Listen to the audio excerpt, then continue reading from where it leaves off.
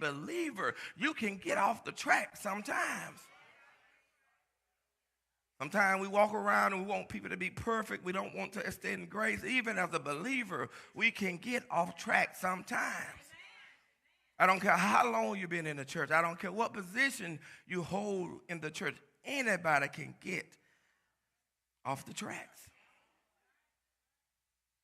But here it is, God is trying to stir them back up. He's responding to them. He's trying to wake them up. Because when you look at this text, God said earlier in this text that he was tired of being second best. He was tired of the altars and the other gods that began to worship.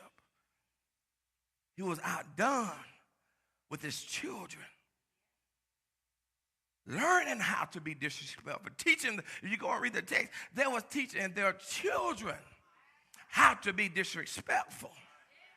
That's why parenting is so important. What you do and what you say in front of your kids are so important, because you are teaching them to become just like you. And you whoop them because they're like you, but you're not doing anything to make them better than you. Make it make sense?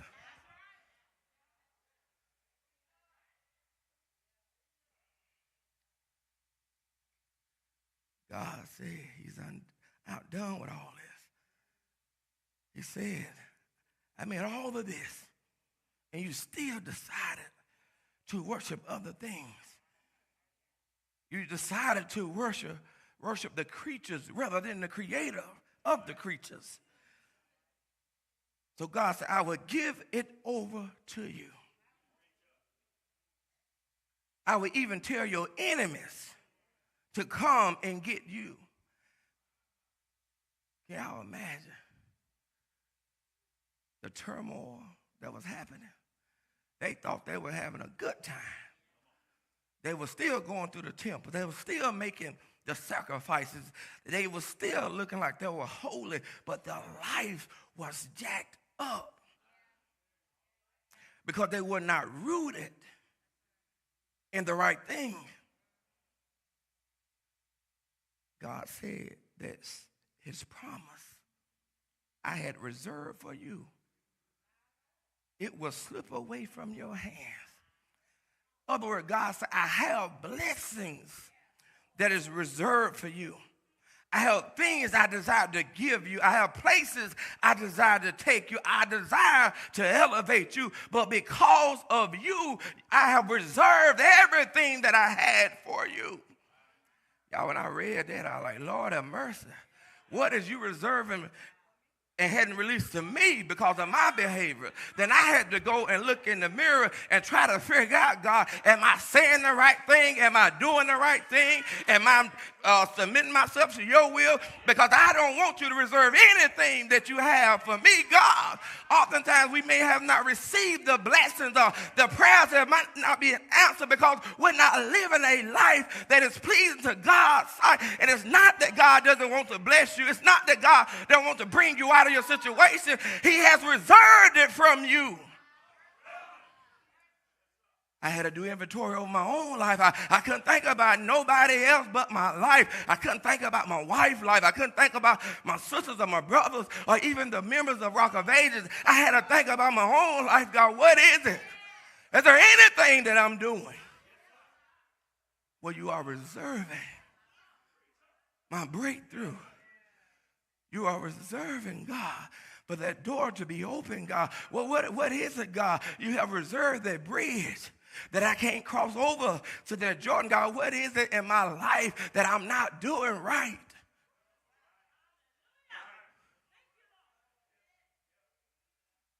Oftentimes we look at other people and trying to figure out what they're doing wrong. No, the word, look at your own life.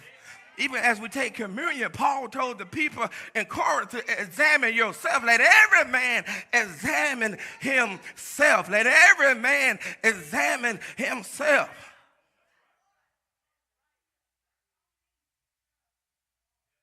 There used to be a song, work on me, Lord.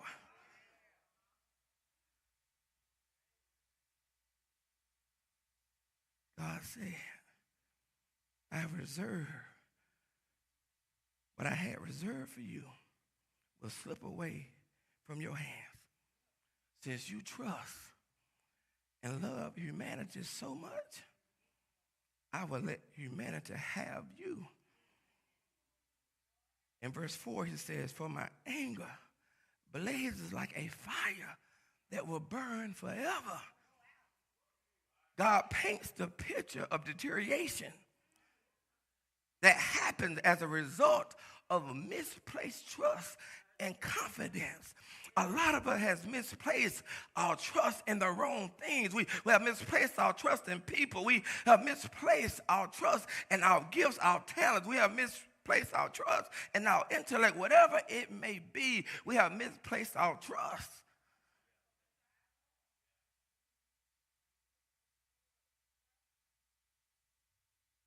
But he also say, but those who manage to trust God, those who have decided to be rooted, those who have managed to put their confidence in God, those who have managed to be the remnant that is still doing right when everybody else is doing wrong. Those who have managed to keep their hope in the one who created the heavens and the earth, who hung the moon and the stars. Those who have managed are those who are rooted. God's people, they felt vulnerable. They were surrounded. It's not easy being rooted, church. I'm not saying this as it is easy. You just get up and just la-la-da and everything is okay. It is hard being rooted when it seemed like everything around. They decided that we will befriend the enemy so they won't be captured by the enemy. A lot of us do the same thing. We link up with people and build partnerships so that they won't devour us. But you got to be willing to stand alone and do the Lord's work. You have to be able to be the remnant that God is looking at and saying, he gets it, she gets it. So that what he has reserved for you, he will release it unto you. Because they only thought about short-term things. But those without a system, you find yourself unstable. You find yourself always struggling. You find yourself not ever having enough.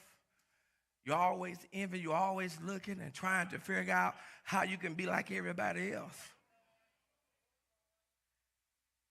They find themselves valuing resources rather than the one who has all the resources, who can sustain them. Y'all, resources cannot save you. You need the source. Resources cannot protect you. You need the source. I don't care how many security cameras you got, or Ring doorbells you have, or how many guns you have stored up or carrying. You cannot protect yourself. Resources cannot justify you.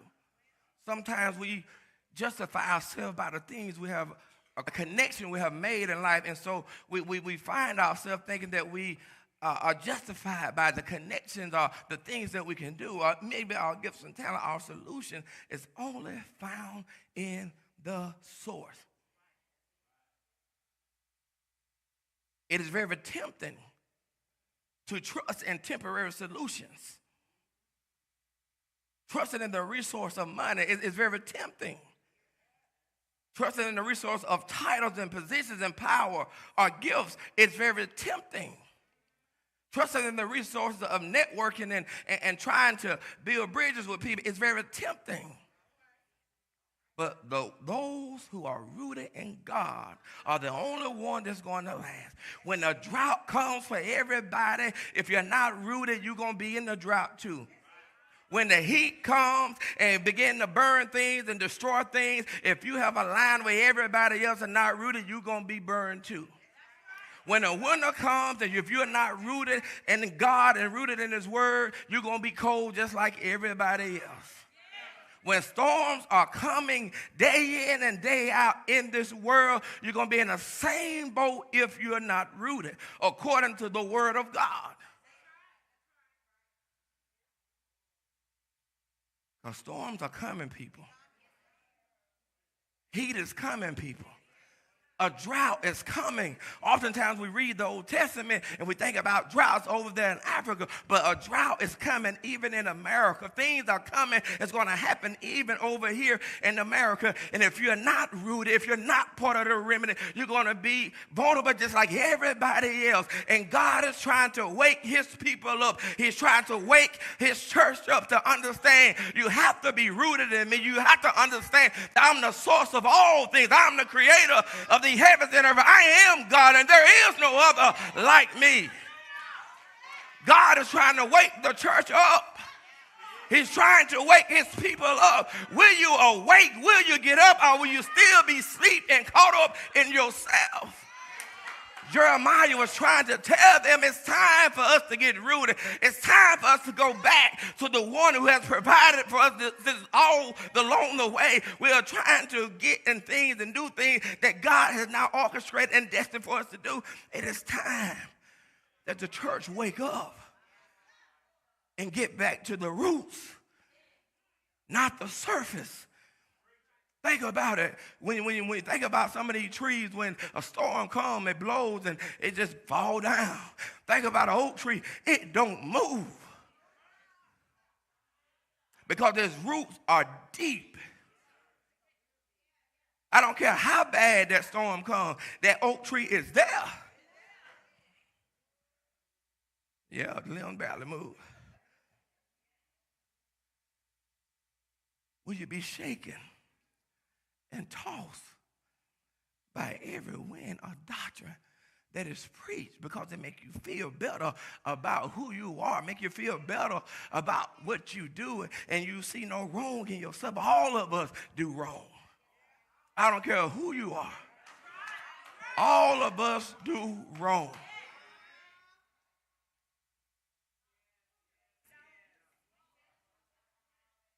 From the pastor all the way to the back door, we all do wrong. We all make mistakes. We are never 100% always on guard. This morning. Some of you got some people told this morning. Some of you made bad decisions on last night. Some of you went to places and did things on last night. We all have sinned and fallen short of his glory. All of us. Not one of us are perfect.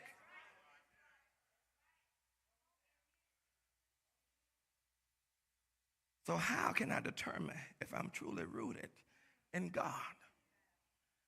The first thing I want to ask you a question. How are you positioned? How are you positioned?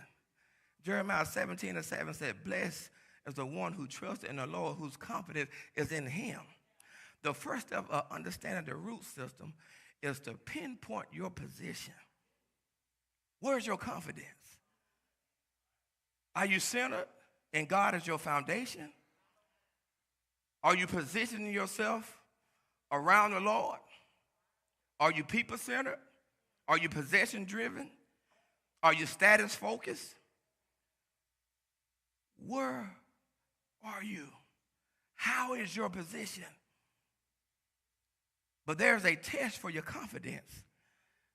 A test that when God searches the heart, as he will do according to his word, go read Jeremiah 17.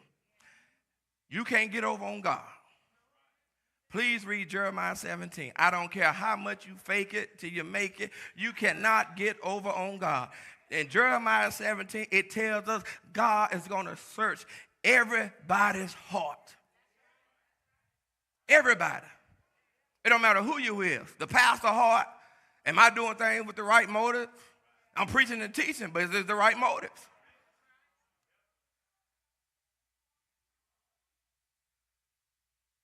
So the first question, when a challenge arises, what is your first response?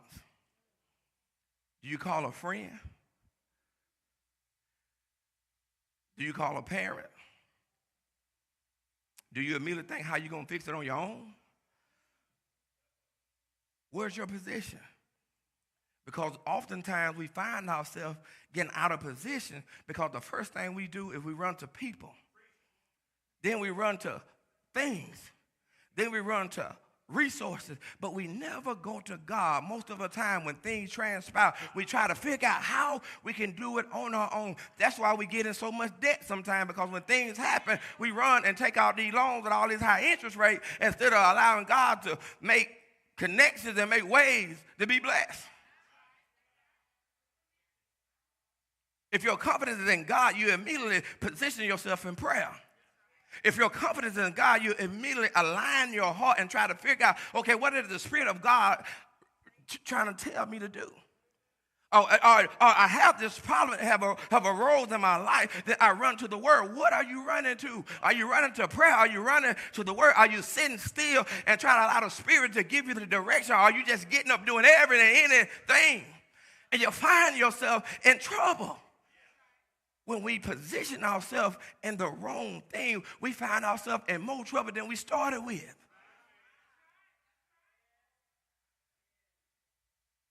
James 4 says, draw near to God, and he will draw near to you. When trouble comes, are you drawing nearer to God?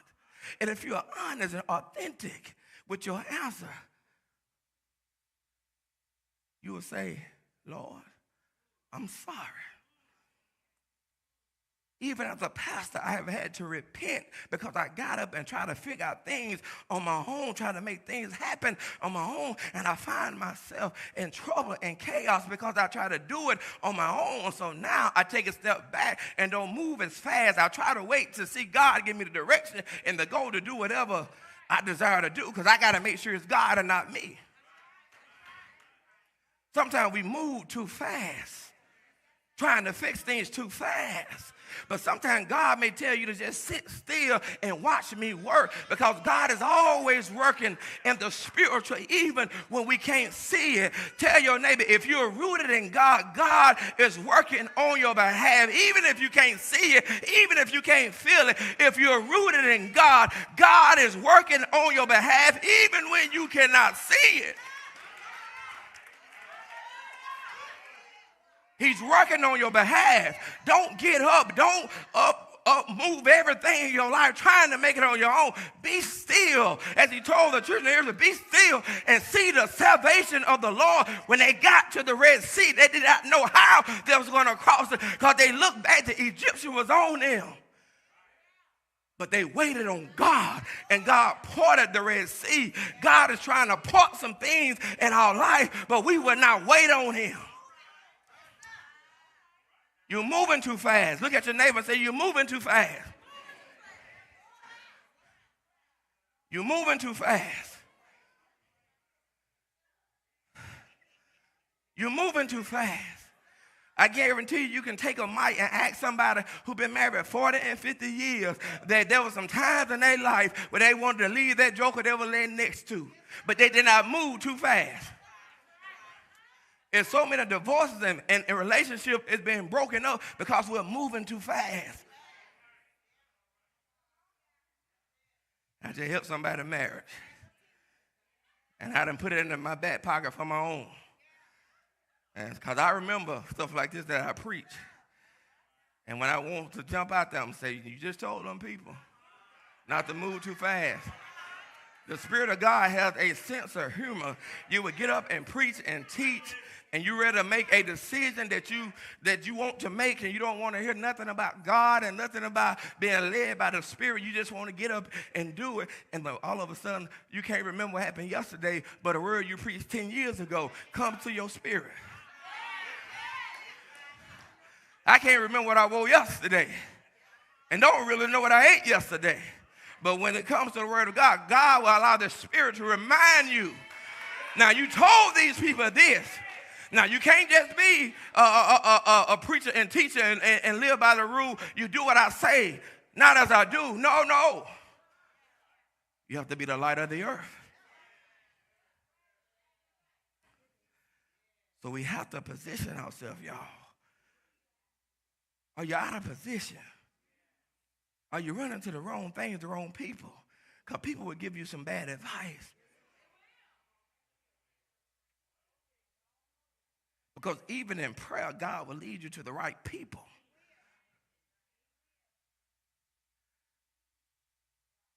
And second question, how is your pressure point? How's your pressure point? He said, do not fear when the heat comes. Their leaves are always green. Y'all, that is good to me. I don't know if y'all get that. That is good to me. No matter how the heat is, no matter how much the pressure is happening in your life, them leaves always are green. I have been around some people, it didn't matter what was going on in their life, it felt like how they was talking, their roof about to fall in, but how they said it, you think that they ain't have a problem in the world. Because their root system. So when that pressure came, when the heat came, they were still able to get up and do everything that God have called them to do. They were still smiling. They were still serving. They were still preaching. They were still teaching. They were still loving those who did not love them. They were still doing everything that God have called them to do, and now life was crashing down. Now pressure is a mug. Even now. You get out the bed, you do the works of the Lord. Even now, life is pressure. It's hard living with the loss. It's hard breaking fingers. And bones in your hand all hurting this morning. And thinking, Lord, like, hey, I got to keep it moving. It's hard smiling when you know the enemy is trying to circle you like vultures. It's hard to continue to smile and do the right thing when God is showing you things in the spiritual. It's hard sometimes to pray for those who misuse you. It takes effort. Somebody say effort.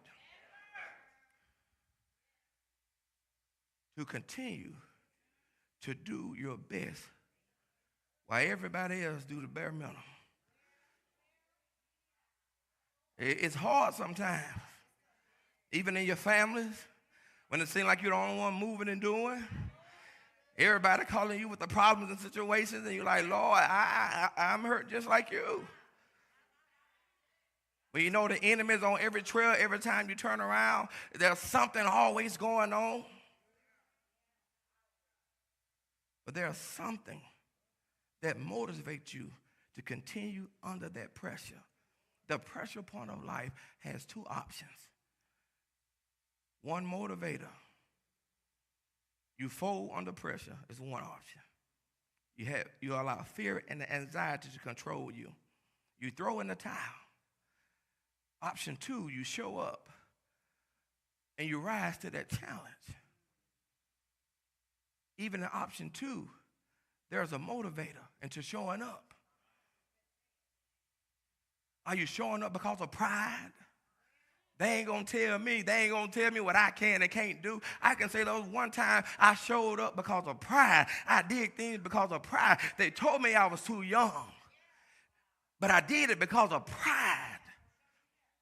They told me I didn't have enough experience, but I did it because of pride. Have you ever been there? They ain't going to tell me what to do. They ain't going to make me stop doing. They ain't going to make me stop serving. Have you ever been there? I have been there. I can understand. I have been there and struggled being there. Wasn't happy being there. Wasn't at peace being there. But when you have the right motivator, it don't matter what people do. You're going to keep coming. You're going to keep showing up. You're going to keep serving. You're going to keep rising to every challenge that comes your way. You're going to be motivated by the motivator who sit high and look low. who open doors for you. He will allow favor to be upon your life. You're going to continue to show up and keep doing when you have done things the right way for the right reason. A whole new motivation came to me. It was because I found the Lord in the midst of me getting up and doing. It was because I love the Lord who heard my cries. It's because God has been the most consistent thing in my life. So I'm able to get up and continue to do. No matter how I feel in life, I'm going to serve God until the day I die. That is a song that people sing all the time. But I have made up in my mind, regardless of what's going on, I have a motivator that sit high. So I'm going to continue to serve until the day I die. I have a Savior who hung and bled on the cross and got up early that third day morning. Because he got up with all power, I'm going to serve him to the day I die. I'm going to continue that God have called me to do. God is my everything. I'm rooted in God.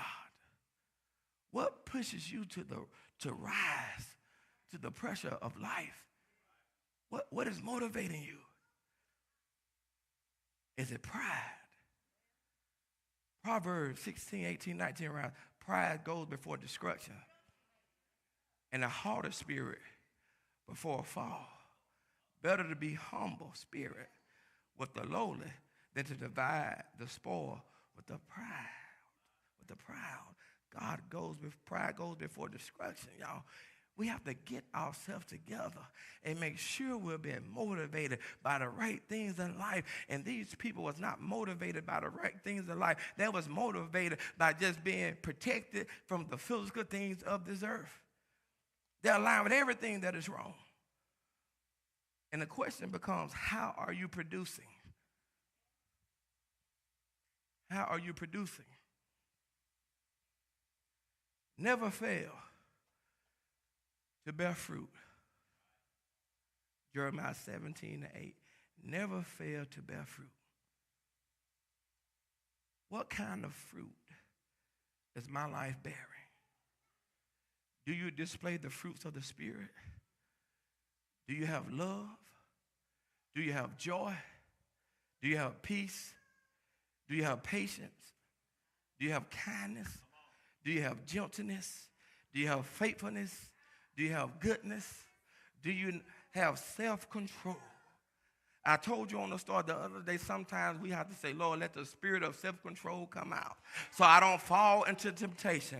Lord, help me to be kind because this joker has gotten on my nerve. Lord, help me to be faithful because I'm tired and worn out spiritually. God, I need you to release those fruits so that your will can be done. Y'all, I have learned to pray that God help me to release these fruits of peace in a time of storms and chaos. Help me to be gentle. Help me to be kind. Help me to have self-control, God, when I can't control myself. Don't think you can control yourself.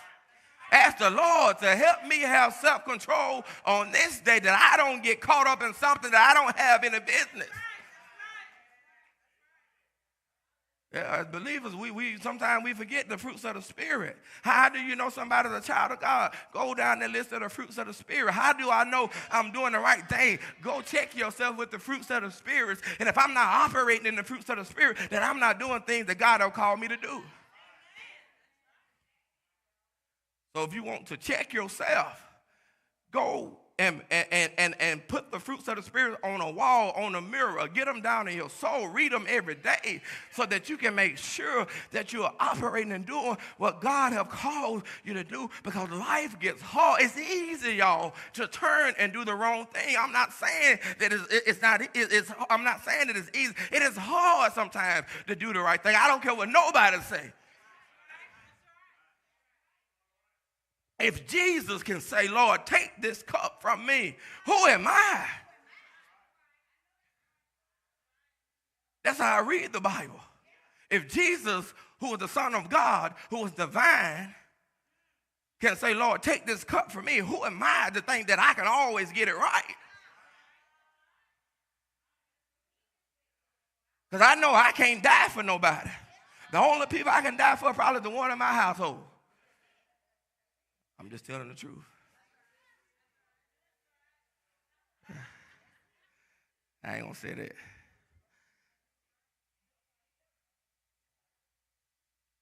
I'm telling you, church, we're living in a world where we're not being rooted. And God is calling the church to be different. He's calling us to be the light. He's calling us to be the salt. He's calling us to be different, y'all. It's okay to be different. It is still okay to stand up for what's right, y'all. It's okay to stand alone sometimes. We sing the song, if I have to go, I go by myself. If my mama won't go, my daddy won't go, my brother won't go, my mother won't go, my sister won't go. At the time you sing the songs in the choir, you do not really understand it. But when you become of age, you find out that everybody's not going with you. Then you literally have to go by yourself.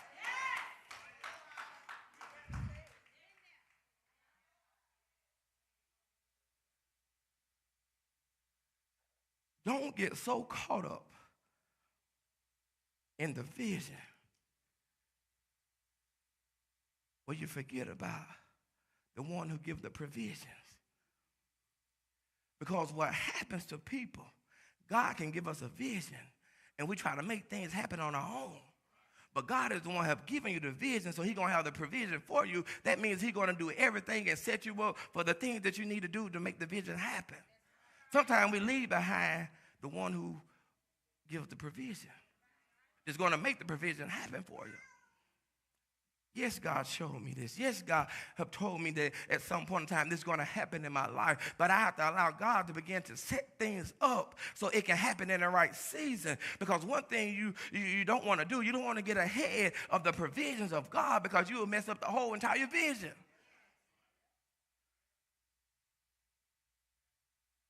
As people,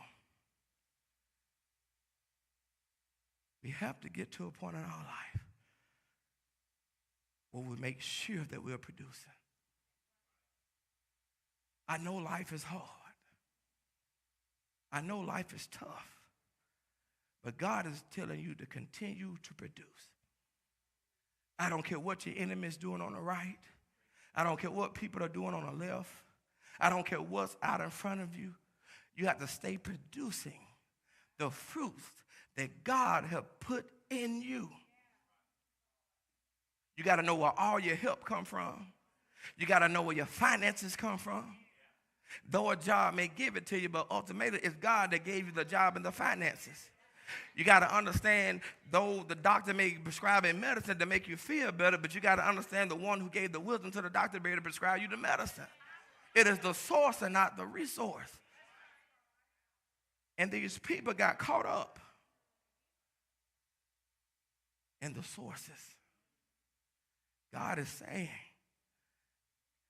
it's time to rise up. It's time to stand up and be rooted, to be rooted in the first love, which is God. It's time to be hot or cold. It's time out for being lukewarm.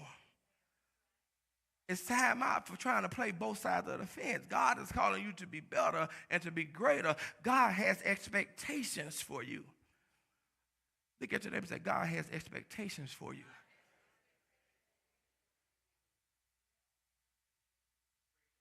He has expectations for you.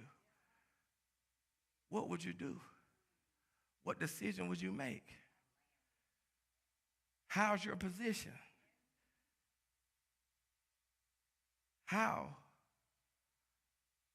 do you handle pressure? How are you producing? If most of us can look in the mirror and be honest with ourselves, we will see what we're doing. The doors are open. The doors are open. Will you be like that tree planted by the riverbank